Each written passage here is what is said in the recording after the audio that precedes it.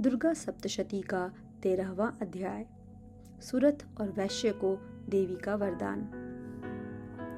जो उदय काल के सूर्य मंडल की सी कांति धारण करने वाली हैं, जिनकी 4 भुजाएं और 3 नेत्र हैं, तथा जो अपने हाथों में पाश, अंकुश, वर एवं अभय की मुद्रा धारण किए रहती हैं, उन शिवा देवी का मैं ध्यान करता हूँ।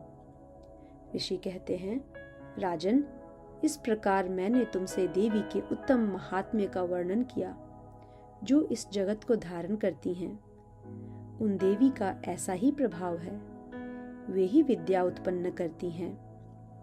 भगवान विष्णु की माया स्वरूपा उन भगवती के द्वारा ही तुम, ये वैश्य तथा अन्यान्य विवेकी जन मोहित होते हैं, मोहित हुए हैं तथा आगे भी मोहित होंगे।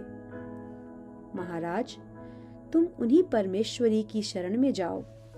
आराधना करने पर वे ही मनुष्यों को भोग, स्वर्ग तथा मोक्ष प्रदान करती हैं।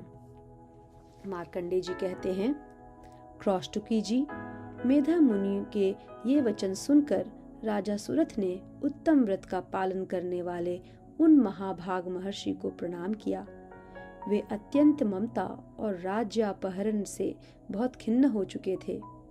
महामुने, इसलिए विरक्त होकर वे राजा तथा वैश्य तत्काल तपस्या को चले गए और वे जगदम्बा के दर्शन के लिए नदी के तट पर रहकर तपस्या करने लगे। वे वैश्य उत्तम देवी सूक्त का जप करते हुए तपस्या में प्रवृत्त हुए।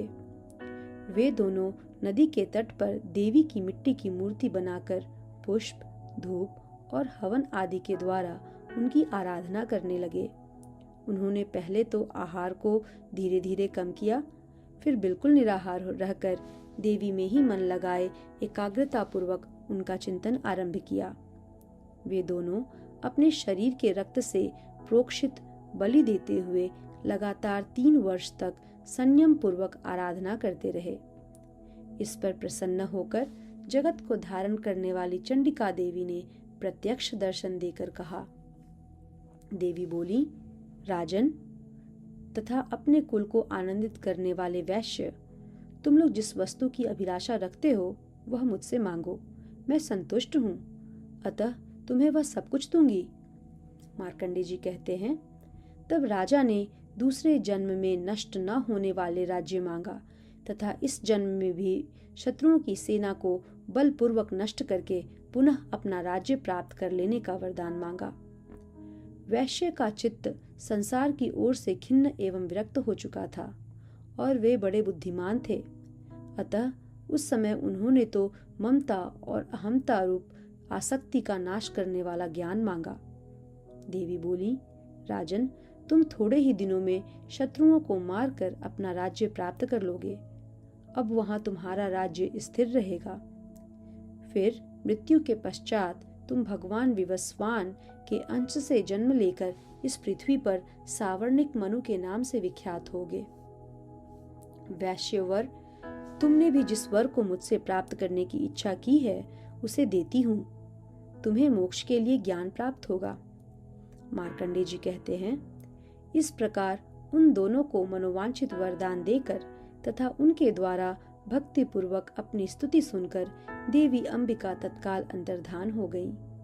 इस तरह देवी से वरदान पाकर क्षत्रियों में श्रेष्ठ सुरथ सूर्य से जन्म ले सावर्णी नामक मनु होंगे। इस प्रकार श्री मार्कंडेय पुराण में सावर्णिक मनवंतरी की कथा के अंतर्गत देवी महात्म्य में सुरथ और वैश्य को वरदान नामक 13वां अध्याय पूरा हुआ।